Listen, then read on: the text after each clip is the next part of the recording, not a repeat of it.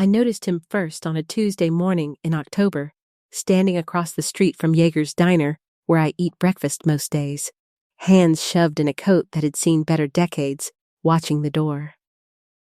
I told myself it was nothing. 3 days later, he was there again.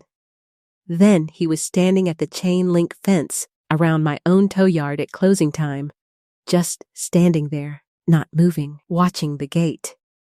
That was the night I went out to him. I grabbed a fistful of his coat collar in the gravel lot behind my own business and told him I knew exactly what he was doing, that I'd had 3 catalytic converters cut off for covered vehicles in that yard in the last 2 years, and I wasn't going to stand here and let some drifter case my lot for a 4th. And if I caught him within 100 yards of my trucks or my house again, I'd have him arrested on sight. He didn't fight me. He didn't raise his voice. He held both hands up, open, empty. The way a man does when he's decided a long time ago that fighting back costs him more than it saves him.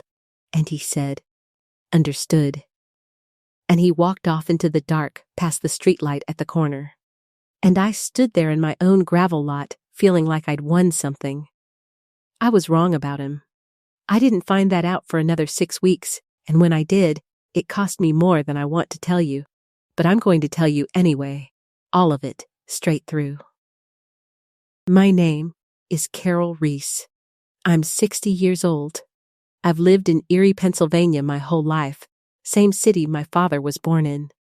Same city his father landed in, off a boat from Sweden in 1931 to work the docks. I run Reese Towing and Marine Recovery, which my father started in 1958 with 1 flatbed truck and a contract to pull ice fishermen's trucks out of Presque Isle Bay every February when somebody misjudged the ice, same as somebody always does. We're bigger now, heavy-duty recovery, marine salvage contracts with 3 marinas, 22 employees, a fleet that includes 2 boats. I've got a husband, Walt, who spent 31 years as a machinist before his knees gave out on him, and 1 son, Michael, who goes by Mike. And I've got a story about a man I misjudged so completely and for so long that I still have trouble saying his name out loud without my jaw tightening on it.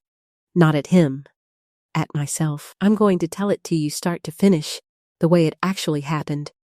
Because the version where I skip to the part that makes me look decent isn't worth anybody's hour. I grew up around men who worked with their hands and judged other men fast. Because on the water and on the road, judging fast sometimes keeps you alive. My father ran that yard on instinct as much as anything else. Who to trust with a set of keys, who to send out on a bad weather call, who not to hire twice. I learned that instinct at his elbow starting at 14, answering the dispatch radio, and by the time I was running the business myself, I trusted my own gut the same unquestioning way he'd trusted his, which is a dangerous thing to inherit from a man you loved, because you never stop to ask whether the gut he handed you was actually good instinct or just prejudice, worn smooth enough to feel like instinct. Here's where a piece of mine came from.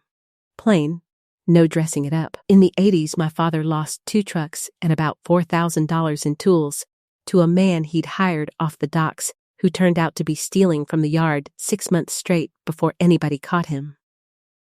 That man had been living out of his car at the time he was hired. My father never said it as a rule out loud, not exactly, but the lesson landed on me anyway. The way lessons do when you're young and watching your father's face. A man with no fixed address is a man with nothing to lose, and a man with nothing to lose is a man you don't turn your back on. I carried that forward for 30 years without ever once examining whether it was true, and by the time Eli Sorensen was standing outside my diner watching the door, I didn't need to examine it. I just knew, the second I clocked what he was. Unshaven, coat wrong for the season, moving slow the way men move when their body's given them trouble for years. Exactly what shelf to file him on. Drifter. Addict. Probably. Somebody casing something. Because in my head, homeless and dangerous, had gotten so tangled together over 3 decades that I couldn't have told you anymore where one ended and the other started. My husband Walt is a steady man, not given to much opinion about things outside his own workshop, and he mostly stayed out of the yard's business, though he noticed the same man once, weeks before I confronted him, standing near our own driveway at dusk, and Walt mentioned it to me almost in passing, said the fellow looked rough, but hadn't done a thing but stand there. I filed that under hasn't done anything yet and didn't think about it again. My son Mike is the one this story actually runs through, so I need you to know him properly before anything else happens. Mike's 35 now, a paramedic with Erie EMS, has been for 11 years, and I used to tell people he got into that work because he liked the adrenaline, which was easier to say than the truth.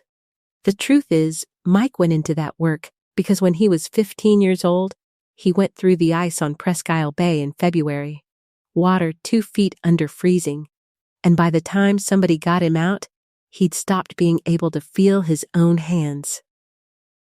And something about that day rearranged what he wanted his whole life to be about.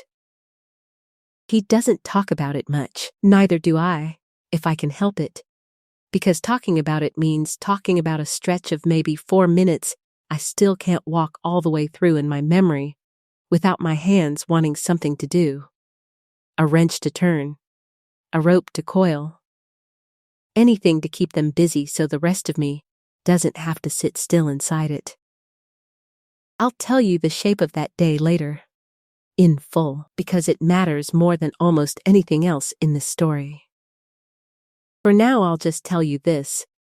A man pulled my son out of that water with his bare hands, no rope, no gear, and by the time the ambulance had my son and gone, that man had collapsed on the ice himself and been carried off in a second ambulance to a different hospital, and in all the chaos of that afternoon, I never got his name. I told myself for 20 years that I'd tried to find him and couldn't. That's another thing I have to be honest with you about later, because it isn't entirely true, and the truth of how I let that search go slack is its own small shame sitting underneath the bigger one. That's who I was, and that's the family this happened inside of. When a man I didn't recognize started showing up at the edges of my life 6 weeks before I grabbed him by the collar in my own gravel lot and told him I'd have him arrested. I need to tell you about Presque Isle first, because you can't understand the rest of this without understanding that day, and I've put off telling it as long as I decently can. It was February of 2006. Mike was 15. Ice fishermen misjudge the bay every winter, same as I told you, and that year a warm stretch had thinned the ice out near the point without anybody bothering to check, and Mike and 2 friends walked out farther than they had any business walking, chasing a good spot, the way boys that age do without weighing the cost of anything. The ice gave under Mike specifically, not the other 2, just him. One bad step, and he went straight down into water that cold enough to stop a heart inside minutes. I wasn't there. I got the call at the yard, dropped the phone, and by the time Walt and I made it out to the point in one of our own trucks, there was already a small crowd gathered at the shoreline, and a man was out on the ice on his stomach, spread flat to distribute his weight, inching toward the hole where my son had gone under, because the ice around that hole wasn't holding for anybody standing upright. I remember the crowd yelling at him to stop, that the ice wouldn't hold, and I remember him not stopping. He got close enough to reach an arm down into that black water, found Mike's coat, and pulled him up onto the ice by main strength, no rope, nothing but his own grip and whatever was left of his own strength, after crawling 40 feet across ice that could have taken him too. He dragged Mike the whole way back toward shore on his stomach, pushing him ahead, because he wouldn't stand up and risk both their weight on ice that thin. By the time paramedics reached them both, Mike was unconscious and hypothermic, and the man who'd pulled him out had gone into some kind of collapse himself, his body finally giving out from the cold and the exertion both. 2 ambulances came. Mike went to Hammett Medical Center. The man went, I found out only years later, to a different facility entirely, a VA hospital 40 minutes away, because somebody at the scene recognized the dog tags around his neck and made the call that got him routed there instead. I never learned his name that day. I was in the ambulance with Mike, out of my mind with fear, and by the time I thought to ask anybody who the man was, the scene had cleared and nobody I talked to had caught more than a description: tall, thin, dark hair going gray early. A coat that looked military surplus. I told myself, in the weeks after, once Mike was home and recovering and the immediate terror had drained out of me, that I'd find him, that I'd track him down through the fire department's incident report, or the hospital, or somebody, and thank him the way a man who saves your child's life deserves to be thanked. I called the fire department once. I called Hammett once. Neither call turned up a name fast, and I had a business to run and a recovering son at home, and I let the search go slack inside of a month. Told myself I'd get back to it, and then simply didn't. The way you don't get back to things once the fear that drove you has faded enough to breathe around. That's the truth of it. I didn't try as hard as I should have, and I've had 20 years to sit with that, and I'm only telling you now because the rest of this story doesn't make sense if I let myself off easier than that. Life went on. Mike healed clean.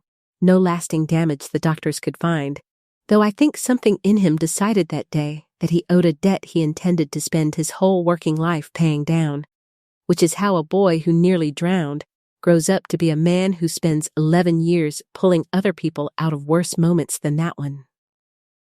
Reese Towing grew. Walt's knees went bad, and he retired from the machine shop and started helping me with dispatch instead. And somewhere in all those years of running a business, I built the reputation I mentioned, a woman who trusted her gut fast and hard, who'd fire a man on suspicion before she'd risk being made a fool of twice, who'd had exactly enough theft and exactly enough trouble in that yard over 4 decades that she felt entitled to judge first and verify later. Which brings us to the fall 2 years ago, when Eli Sorensen started appearing at the edges of my life, and I looked at him and saw nothing but a threat I already had a shelf built for. I first noticed him properly on a Tuesday morning at Jaeger's Diner, where I've eaten a 6 a.m. breakfast most weekdays for going on 20 years, the same booth, the same waitress, Donna, who's poured my coffee since before Mike was born. I was walking out to my truck when I clocked a man standing across the street near the hardware store's awning, not doing anything, just standing, watching the diner door in a way that felt, to me, deliberate. He was maybe mid-50s. Thin in a way that read as worn down rather than lean, a beard going gray and untrimmed, a canvas coat too heavy for the weather that was going, and he had a way of standing very still that I read instantly as a man casing something. I mentioned it to Donna the next morning. The way you mention something you've already half decided is trouble, and Donna, God love her, is not a woman who lets things go easy. She said, "Carol, that's Eli. He comes in sometimes, gets a coffee, sits by himself, never causes a lick of trouble. Man's polite as they come." I told Donna politeness was cheap, and I'd trust my own eyes, and Donna gave me the kind of look she's given me maybe 4 times in 20 years. The look that means she thinks I'm being a fool, but she's not going to spend her breath arguing it out of me. I didn't listen to her. I want that on the record, plainly. Donna pushed back on me that very first week, gentle as she could manage, and I waved her off exactly the way I'd wave off anybody telling me something I'd already decided I didn't want to hear. Over the following weeks I started noticing him more, though I've had to ask myself honestly since then, whether he was actually appearing more often or whether I was simply looking for him now, the way you start seeing a car everywhere once you've decided to be suspicious of it. He was at the diner corner some mornings. He was, twice, sitting on the low wall outside the marina, where we kept 2 of our recovery boats, which I decided meant he was scouting the boats. And then, the night that finally tipped me over, he was standing outside the chain-link fence around my own tow yard at closing. Just standing on the sidewalk in the dark, not touching the fence. Not doing anything I could point to as an actual act. Just standing there, watching the gate the way I'd decided by then that he watched everything. I need to tell you honestly what was actually happening in that yard around the same time, because it matters to how fast I let myself jump. Over the previous 2 years, we'd had 3 separate incidents of catalytic converters cut off vehicles sitting in our impound lot overnight. Cheap smash and grab jobs that cost us insurance headaches, and one very angry customer whose repossessed truck got hit the same week we were supposed to be holding it secure. I had real reason to be watchful of that yard. What I didn't have was a single shred of actual evidence connecting Eli Sorensen to any of it. I had a man standing on a public sidewalk, and I had 20 years of my father's old lesson about men with nothing to lose. And I let those 2 things collapse into each other until they felt, in my gut, like the same fact. That was the night I went out to him. I came out through the gate with my flashlight still in my hand from doing the evening walk through, and I didn't call out to him first, didn't ask him a single question. I walked straight up and grabbed a fistful of his coat collar, close enough to smell the cold on him, and I told him I knew exactly what he was doing standing there.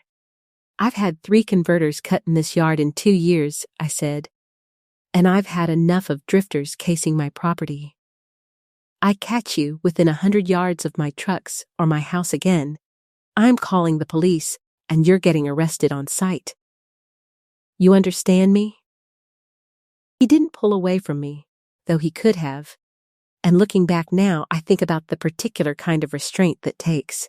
A man letting a stranger half his size grab his collar in the dark, and not so much as flinching, because pulling away might have looked, to somebody watching, like guilt, or like a fight starting, and he'd apparently long ago learned exactly what starting a fight in that position could cost him.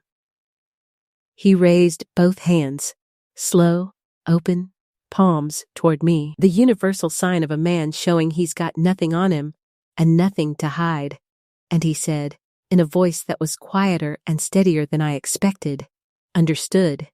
That was the whole of it. One word. No argument, no explanation, no plea. He waited until I let go of his collar, and then he turned and walked off down the sidewalk into the dark past the streetlight, unhurried, like a man who'd had this exact conversation with somebody before and had decided a long time ago that the fastest way through it was to give the other person exactly nothing to push against. Walt had come out onto the porch by then. Our house sits right next to the yard, close enough that he'd heard my voice raised even from inside. And he called out, "Carol, what's going on?" And I told him, still worked up, that I'd just run off the man who'd been casing our yard. Walt came down the steps and looked down the dark sidewalk where Eli had gone, and he said quiet, in the mild way Walt says most things, that the fella I saw by the drive a few weeks back? He wasn't doing anything then either, Carol. You didn't see him do a single thing tonight but stand on a public sidewalk. I told Walt he hadn't been standing in the yard for 2 decades, watching what men like that eventually did once they got comfortable. And Walt, who does not often push a point with me, pushed it that once, said he thought I was scaring off a harmless man over 3 converters some kid with bolt cutters probably took. And I told him I'd rather scare off 10 harmless men than let 1 real thief walk. Walt didn't say anything else. He went back inside. I stood in that gravel lot a while longer, flashlight still in my hand, feeling something I mistook. That night, for having handled a problem, when what I'd actually done was humiliate a man in the dark for the crime of standing still.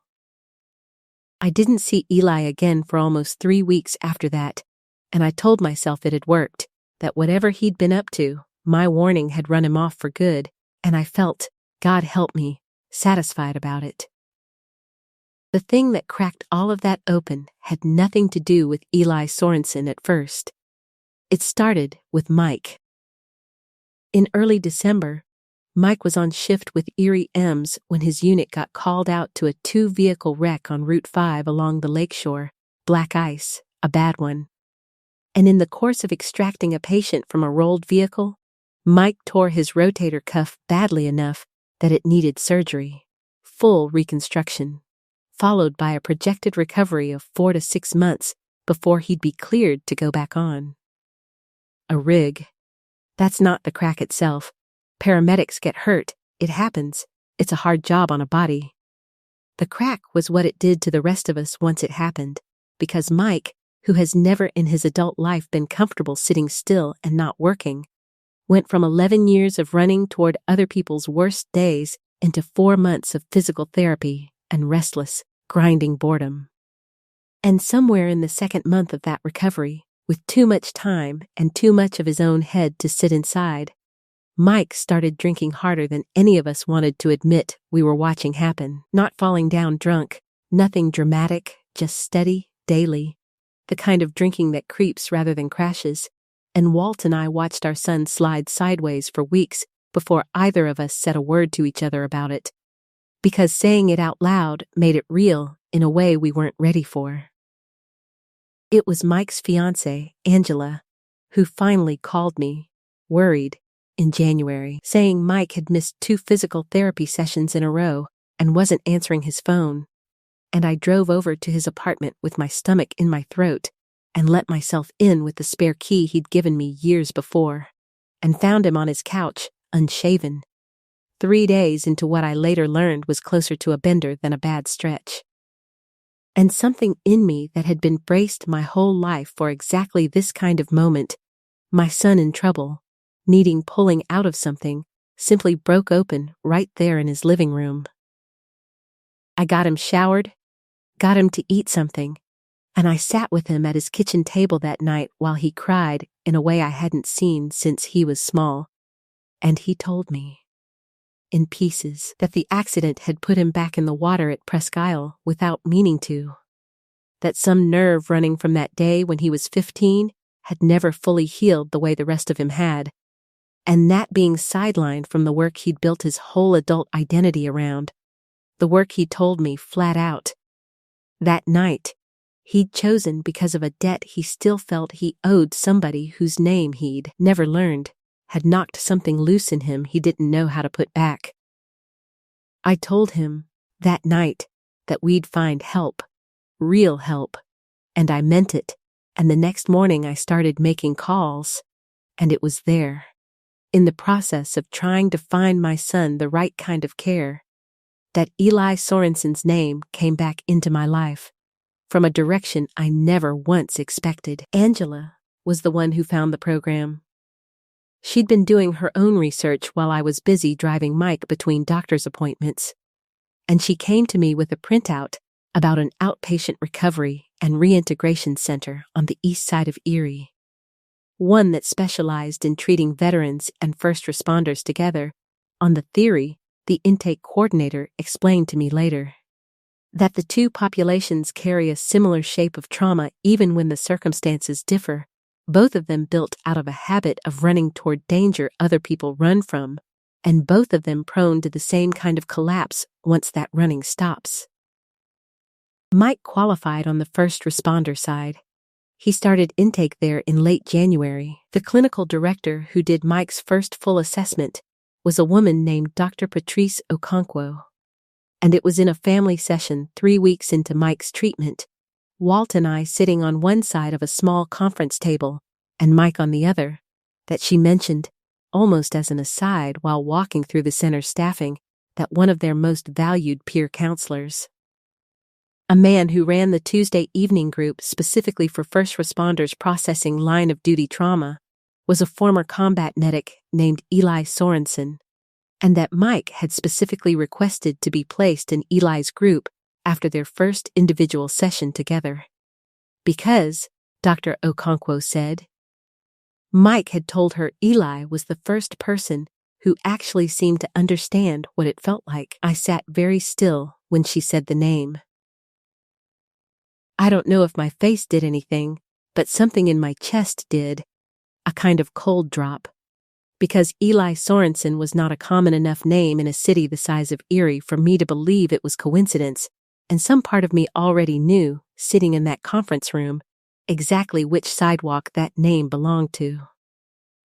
I asked Dr. Okonkwo, as evenly as I could manage, whether Eli had a place he stayed, and she looked at me with the particular patience of a woman who fields uncomfortable questions professionally, and she told me plainly that yes, Eli had spent roughly 2 years, a while back, without stable housing after his own discharge and a divorce that followed it, but that he'd been in stable supportive housing through the VA for over a year now, that he worked part-time as a peer counselor at the center and picked up shifts, doing dock maintenance at one of the marinas to round out his income, and that he was, in her words, one of the steadiest men on their staff, the one they put in front of the hardest cases because nothing seemed to rattle him. I asked her, because I had to know, whether Eli had a military service history that would have had him near Presque Isle Bay back in 2006. She said she didn't have his full service record memorized, but she knew he'd been Army, a combat medic, 2 tours, and that he'd been stationed stateside for a stretch in the mid-2000s, doing medical training work before his final deployment. I didn't say anything else in that meeting. I sat there with Walt beside me and Mike across the table, talking about his own recovery, entirely unaware that his mother had just heard a name that connected 2 of the worst days of her life into one man, and I said almost nothing for the rest of that session. Which Walt noticed, because Walt notices everything about me even when he says nothing about it, and in the car afterward he asked me what was wrong, and I told him I needed to check something before I said it out loud, because I wasn't going to hand my family a hope that might turn out to be nothing. It took me 4 days to confirm it properly, 4 days of a kind of quiet, careful digging I'm not proud to admit I hadn't done 20 years earlier when it would have cost me nothing but a little effort. I called the fire department again, the way I had once, years back, and this time, with a name to attach to the request instead of just a description. A records clerk was able to pull the old incident report from February 2006 in about 10 minutes. It listed, among the responding units, a note about a bystander rescuer transported separately to VA care for hypothermia and exertion-related collapse, and under a section for witness contact, a name, E. Sorensen. I sat in my truck in the fire department parking lot and read that line 4 times before I trusted myself to start the engine. I went to see Dr. Okonkwo alone the next day, not as Mike's mother this time, and I asked her, carefully, whether she'd be willing to confirm one more thing for me, and I told her why. I told her about February 2006, about a man flat on the ice pulling my 15-year-old son out of freezing water by his coat, about 20 years of never getting a name, about a fistful of collar in my own gravel lot 2 months before this conversation. Dr. Okonkwo went quiet for a long moment, and then she told me something I hadn't expected, which was that Eli had, in fact, mentioned that day to her once, in a session, years back, in the flat, unembellished way she said he talked about most things, not as a story he told often, she said, more as a fact he carried, the way some men carry a specific injury they don't discuss unless it's medically relevant. He'd told her he still thought, sometimes, about the boy he pulled out that day, wondered whether he'd made it, whether he'd grown up all right, and that he'd never tried very hard to find out, because in Eli's telling, he said, a man doesn't do a thing like that to be thanked for it, and going looking for gratitude afterward would have cheapened whatever the doing was worth in the first place.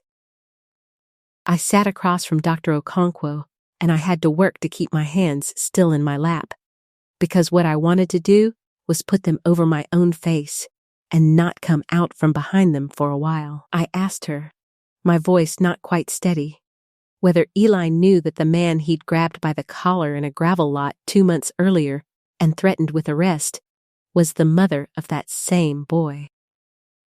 No, she said, I don't believe he does. And Carol, I have to tell you something else, because I think you need to hear it plainly and not find it out sideways. Eli mentioned that incident too, in his own group, not as something he was angry about, just as an example he used with the men he counsels about how the world treats people who've fallen on hard times, how quick people are to assume the worst the second you look rough enough. He wasn't naming you.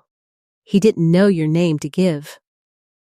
But I want you to understand he's carrying that gravel lot night as one more small proof of something he already believed about how people see him. And he's carrying the ice 20 years back as a private thing he never asked credit for. And those two things are sitting inside the same man, and he has no idea they're connected to the same family. I didn't say much of anything else in that meeting. I remember thanking her, standing up too fast, and walking out to my truck, and sitting there in the parking lot for a long time with both hands on the wheel, not driving anywhere, just sitting, because I understood, all at once, the full shape of what I'd done. I had spent 20 years failing to properly search for the man who saved my son's life, and then, when that same man finally crossed my path again, standing quietly at the edges of my world for reasons that had nothing to do with me at all, I had looked at him, unshaven, cold, worn down by years I knew nothing about, and decided, on sight, that he was a threat to be run off in the dark. The man who pulled Mike out of that water with his bare hands had, 20 years later, stood in my gravel lot and let me grab his collar and threaten him with arrest. And he hadn't said one word about who he was or what he'd once done for a boy he never got thanked for saving. Because that was never who he was. He wasn't a man who traded on what he'd done. He was just a man standing on a sidewalk, and I had made him small because of how he looked doing it. I want to be honest with you about something before I tell you what I did next, because it's the exact hinge this whole story turns on, and if I skip past it too fast, I'm doing the same thing I did in that gravel lot, taking the easy read instead of the true one. It would be simple to tell you that the moment I learned Eli Sorensen had saved my son's life, that's when I understood I'd wronged him. That telling would be comfortable, and it would also be a lie about what actually happened inside me, because I need to say this plainly, I was wrong to grab that man's collar in the dark before I ever knew a single fact about who he was or what he'd once done for my family. I was wrong the second I decided, on the strength of nothing but a coat and a beard and a habit of standing still, that he was a threat worth threatening. Learning about Presque Isle didn't create that wrongness. It only stripped away the last excuse I might have quietly kept for myself, the small, cowardly hope that maybe my instinct hadn't been entirely unfair, that there'd been something reasonable buried under it. There wasn't. A man standing on a public sidewalk, doing nothing but standing there, deserved to not be grabbed by a stranger and threatened, whether or not he'd ever once done anything remarkable in his life. Eli didn't earn the right to be treated like a human being by having once been a hero on the ice. He'd always had that right. I was the one who'd failed to extend it, and I'd have been just as failed a person if he'd turned out to be nobody in particular, some tired man with nowhere better to stand some evenings, because that man too would have deserved better than what I gave him. I sat with that in my truck a long while before I trusted myself to drive home, and I didn't say anything to Walt or Mike that night either, because I needed to go see Eli myself before I let anyone else's reaction shape what I was about to do. I found him 3 days later at the marina, doing dock maintenance the way Dr. Okonkwo had told me he sometimes did.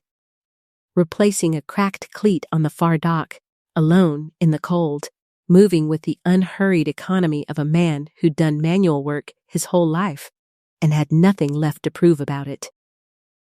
I walked out onto that dock, and my boots sounded too loud on the boards, and he heard me coming and turned, and I watched something pass over his face when he recognized me. Not fear, not even much surprise, just a kind of settling. A man bracing, without dramatizing the bracing. The way you'd brace for weather you'd already checked the forecast on. "Ms. Reese," he said, even, careful, giving nothing away. I stood there a second longer than I meant to, because everything I'd rehearsed in the truck on the way over had gone thin and useless the moment I was actually standing in front of him. So I said it plain instead, the way I'd promised myself I would. 2 months ago I grabbed you by the collar in my own yard and told you I'd have you arrested if I caught you near my property again. I did that because you looked homeless to me. And because somewhere a long time back I decided men without a fixed address were men with nothing to lose, and I never once stopped in 30 years to ask whether that was true or whether it was just something I'd inherited and never looked at hard. I want you to know I found out something else since then, and I'm going to tell you, but I need you to hear the first part separate from the second part, because I don't want you thinking I only came to say sorry once I had a reason attached to it that made it easy. I was wrong to grab you that night, no matter who you turned out to be. I'd have been wrong even if you'd been exactly what I decided you were on no evidence at all. He didn't say anything yet. He set the wrench down on the dock beside him, careful, deliberate, and waited. 20 years ago, I said, and my voice went unsteady on it despite everything I'd told myself about staying even, a man pulled my son out of the ice at Presque Isle. 15 years old. Went through near the point. I never got that man's name. I told myself for 2 decades I'd looked hard enough for him and hadn't found him, and that wasn't entirely true either. I looked for about a month, and then I let it go. Because my son was safe and alive, and the fear that drove me had faded enough that I stopped pushing.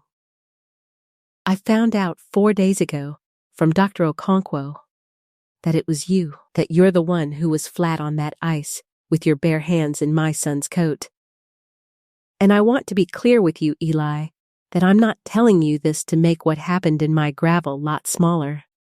I'm telling you because it's true, and because I think you should know exactly who you pulled off the ice and what she went and did to you 20 years later, without ever once making the connection, because she didn't bother to look hard enough at either the man on the ice or the man on the sidewalk to see they were the same one. Eli was quiet a long moment, looking out at the water instead of at me, and when he finally spoke, his voice was steady, plain, no performance in it either way. "I remember that day," he said. "I think about it sometimes. Wondered if he made it all right." He paused. "I didn't do that to be found later. I want you to understand that plain, since you're being plain with me. A man goes flat on bad ice for a kid he's never met because the kid's in the water and somebody has to go, not because he's hoping for a phone call 20 years down the line. Whatever debt you think you owe me from that day, I never once considered it a debt. So don't stand here telling me about it like it evens anything out, because it doesn't touch what happened in your gravel lot at all. Those are 2 separate things. What you did to me on that ice? Nothing. You did nothing. I was a stranger to you. What you did to me in that lot, you did to a man standing on a public sidewalk, and it had nothing to do with the ice, and it shouldn't need the ice to be wrong. I know that," I said. "I'm not asking you to trade one for the other." "Good," he said, "because I'm not going to. I appreciate you coming out here and saying it straight instead of soft. Most people, when they've got something to apologize for, They find a way to make the apology mostly about how bad they feel. You didn't do that, and I'll give you credit for it.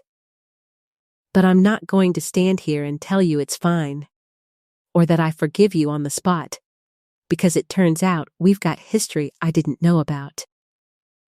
I've had people look at me the way you looked at me that night, more times than I can count in the years I had nowhere steady to sleep, and every single time it happened, it took something out of me that doesn't grow back just because the next person apologizes well.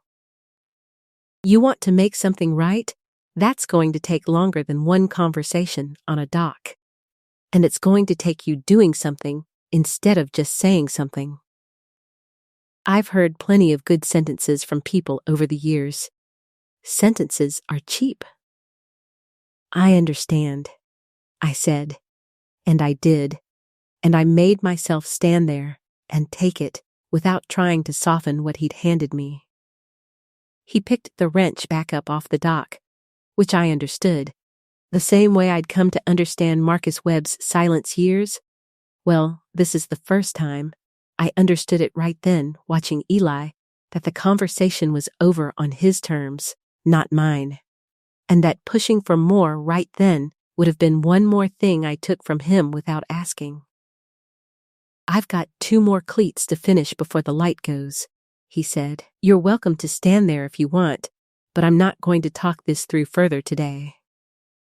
I told him that was fair, and I stood on that dock a while longer anyway, not talking, just present, because I thought leaving too fast might look like I was only there to unload my guilt and be done with it, and then I walked back down the dock and drove home and told Walt everything, all of it, start to finish, and Walt sat at our kitchen table and didn't say a word for a long time, and then he said, "Quiet, 20 years, Carol.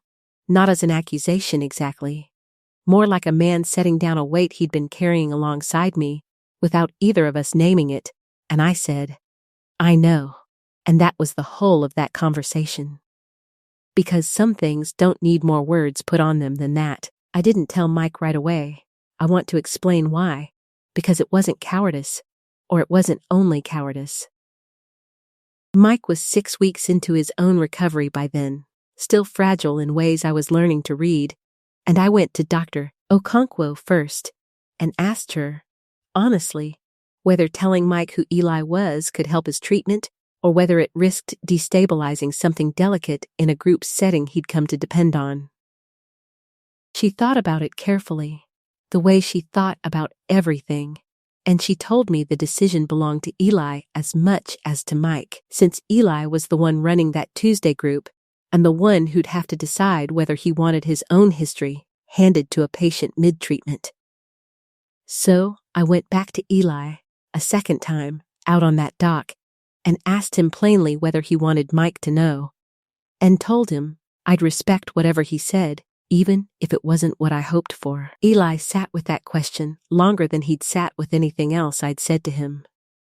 Finally, he said he'd tell Mike himself, in his own time, in the group, if and when it felt like it would help Mike, rather than turn Mike's treatment into something about Eli instead of about Mike's own recovery. He didn't want it handed to Mike by his mother, delivered with all the emotional weight I'd inevitably load onto it. He wanted it to stay his to give, on his terms, the same as everything else about himself he'd controlled the giving of his whole life.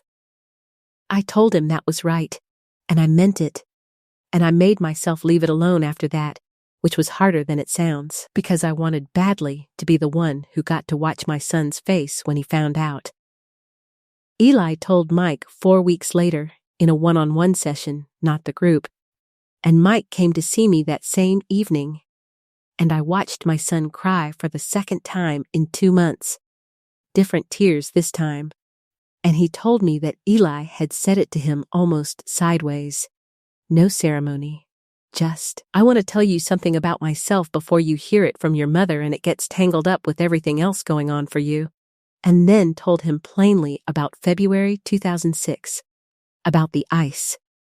About a 15-year-old boy he'd never learned the name of until Dr. Okonkwo connected the dots for him, same as she had for me. Mike told me Eli had ended it by saying, I'm telling you this so you understand I'm not your counselor because of what happened between us 20 years ago.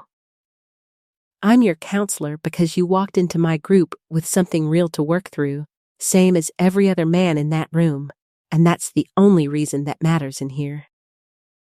Mike said it was the most Eli had ever said about himself in one sitting in 6 weeks of sessions. Now I want to tell you what I actually did over the following 2 years, because the doc conversation and the confession weren't the end of anything. They were the start of the only part that ever really counted, which is what you do with your hands after the talking's done. The first thing, and I did this within the week, was go to my own insurance carrier and the fire department both and file a formal correction to my witness statement from that gravel lot night. Because Eli had told me, quietly, that a neighbor 2 doors down from the yard had in fact called the police the following week about a suspicious man loitering near Reese Towing.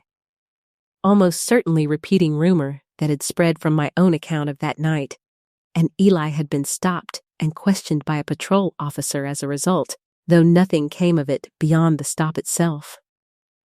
I went to that same officer, tracked him down through the department, and told him plainly that the man he'd stopped had done nothing, that the suspicion had originated with me and was baseless, and I asked that it be noted in whatever record existed that the complaint had come from an unfounded assumption on my part, not from any actual behavior of Eli's.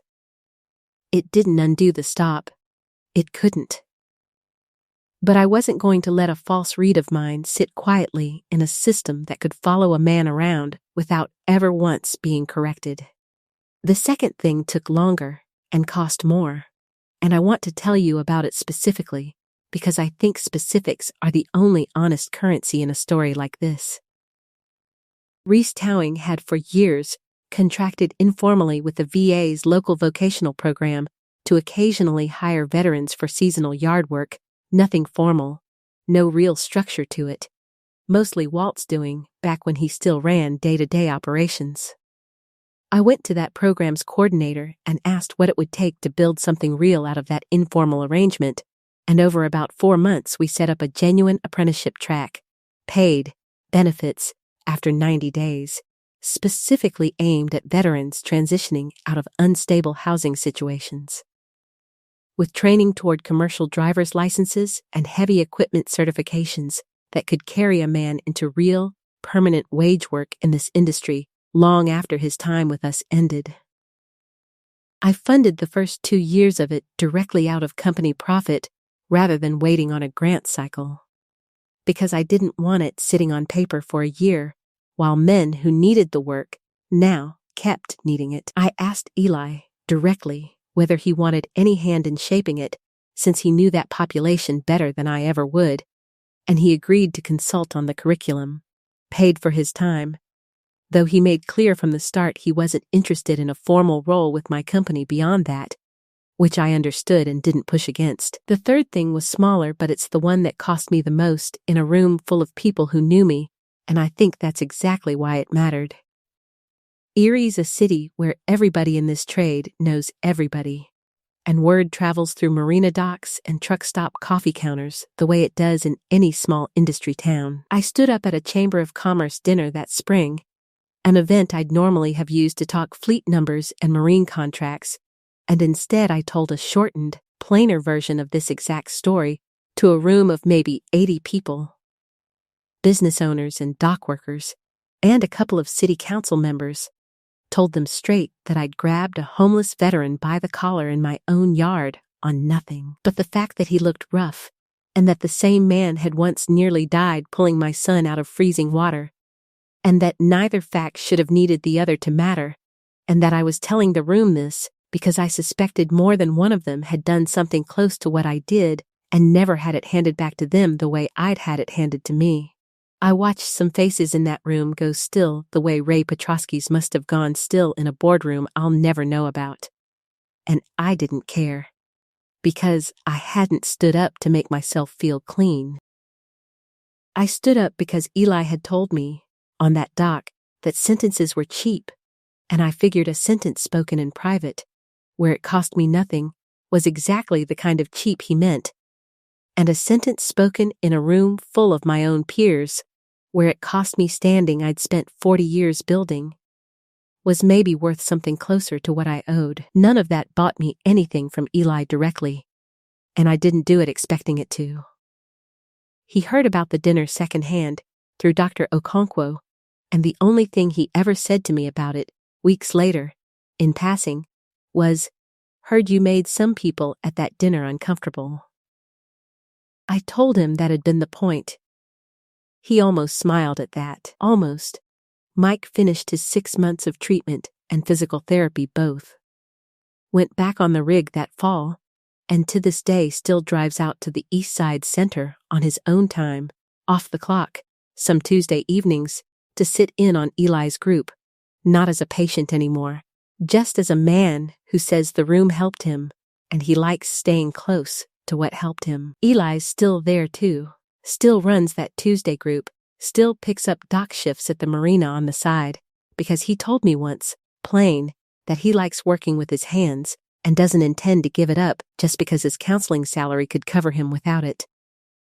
He got engaged last year to a woman named Patrice, not Dr. Okonkwo, a different Patrice, a nurse he met through the VA, and Walt and I were invited to the small backyard wedding this past June, not as guests of honor, just as 2 more people in folding chairs, which is exactly the kind of invitation I understood I'd earned and no more, and I was glad to have it.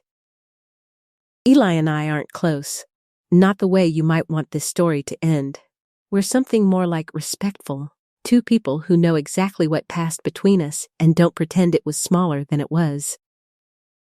He still corrects me plainly when he thinks I'm wrong about something, which I've come to understand, the same as I once had to learn about another man in another story I haven't told you, is its own kind of trust, because a man doesn't spend his breath correcting you unless he's decided you're worth the correction. There's a distance that stayed between us, and I think it's staying for good, and I've made my peace with that, because it was never his job to hand back what I took from him in that gravel lot. It was only ever mine to keep doing the next honest thing, whether it bought me anything or not. So here's what I know, plain, the way I promised I'd tell you this. I grabbed a man by the collar in the dark because he looked poor and rough, and I decided, on no evidence at all, that poor and rough meant dangerous, and that was wrong the second I did it. Not because he turned out to be the man who once saved my son's life on the ice, but because a man standing still on a public sidewalk was never mine to threaten in the first place, whoever he turned out to be underneath the coat. If Eli Sorensen had never once crossed my path again after that night, if he'd simply gone on living his life somewhere I never saw him, I'd still have been just as wrong standing in that gravel lot as I turned out to be. What he did on that ice in 2006 belongs to him, to the family he built after, to the men in his Tuesday group, to a woman named Patrice he's marrying his own life to now. None of it was ever owed to me as proof I should have treated him decently. I was only ever required to have been fair in the first place, standing on that sidewalk, with nothing more to go on than a man doing nothing wrong at all, and I wasn't. And I've had 2 years now to sit with that. And it still sits heavy, and I expect it always will. I don't tell this one often. I don't plan on telling it again after tonight. But it needed saying whole. The way it actually happened. And now it's said. If this one hit you the way it hit me telling it, join our community by hitting that like button and subscribing for more real, hard-earned stories.